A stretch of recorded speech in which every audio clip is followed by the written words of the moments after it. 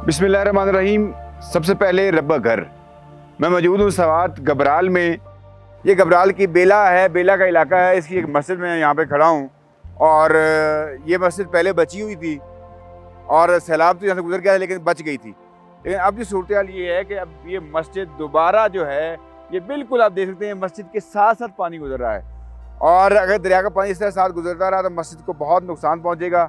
मैं समझता हूँ कि इन लोगों का ये खाम ख्याली थी कि मस्जिद जो है इसको कोई नुकसान नहीं पहुँचेगा पानी की वजह से, लेकिन मैं अपनी आंखों से देख चुका हूँ कि जो मस्जिदें पानी के किनारे पर थी वो सारी की सारी तबाह हो चुकी हैं। अब इतने मस्जिद बनाना कोई आसान काम है? इतनी मुश्किल से मस्जिद बनती है और फिर पानी की वजह से आपकी मस्जिद जो है वो तबाह हो जाए, तो मेरे ख्याल में इस बारे में सोचना चाहिए और मसाजिद को ऐसी जगह पे तामीर करना चाहिए जहाँ पर जो ऊंची हो और जहाँ पर पानी ना पहुँच सके। ये बहुत बड़ा अलमिया है, बहुत बड़ा मसला है हमारे लिए और मुझे बड़ा दुख हो रहा है कि मस्जिद के बिल्कुल साथ पानी गुजर रहा है और कितनी देर ये पानी का मुकाबला कर सकेगी? मेरे ख्याल में बहुत कम वक्त में ये मुकाबला करेगी। अभी तो पानी शुरू हुआ है, मज़ीद जब बर्फ़ पिघलनी है तो ये बहुत ज़्यादा नुकसान पहुँचाएगी मस्जिद को।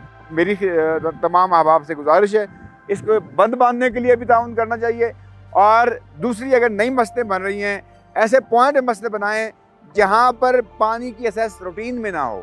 अल्लाह पाक इन मसाजिद को आबाद रखे, शाद रखे और रब के घर ये इस तरह कायम दायम रखें और ये रब के घर आबाद रहें। अस्सलाम वालेकुम वरहमतुल्लाहि वबरकातुहू।